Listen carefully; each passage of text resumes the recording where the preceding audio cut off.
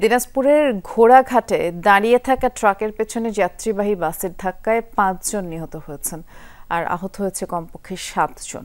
মরদেহগুলো উদ্ধার করে থানায় নিয়ে যাওয়া হয়েছে। এদিকে পদ্মা সেতুতে বাস ট্রাকের সংঘর্ষে ১ জন নিহত হয়েছেন, বেশ কয়েকজন আহত হয়েছে। দুমড়ে মুচড়ে গেছে বাসের এক পাশ, দেখেই বোঝা যাচ্ছে দুর্ঘটনার ভয়াবহতা।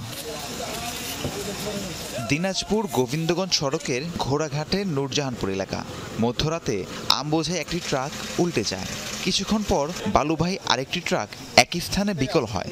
ভোররাতে পঞ্চগড় থেকে ঢাকায় আসছিল যাত্রীবাহী নাবিল পরিবহনের বাস। আমবোঝাই ট্রাকটিকে পাশ কাটানোর সময় বালুবাহী ট্রাকে পেছন থেকে ধাক্কা দেয় বাসটি। ফলের গাড়ি একটা উল্টে গেছিল। ফলের গাড়ি উল্টার পরে আমি করতে করতে ওই ট্রাক আসে, মানে কোচ আসে করে দিচ্ছে। এই ট্রাকটা ওই মোড়ের কাছে অ্যাক্সিডেন্ট করছিল। অ্যাক্সিডেন্ট করার পরে ট্রাকে যে ফলগুলো ছিল এই আমের যে ব্যবসায়ী তারা আছে, গাড়িটা ঠিক করতেছে যে এই গাড়িটা চলে যাবে ঢাকায়।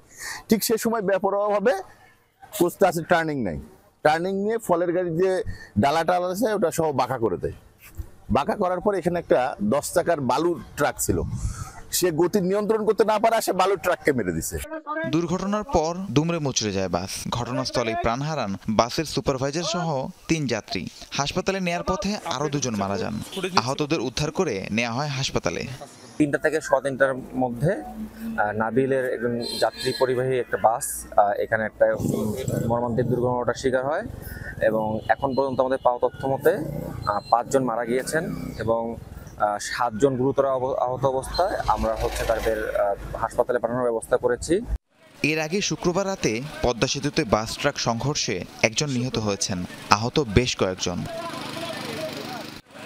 রাহিম সারোয়ার, যমুনা নিউজ।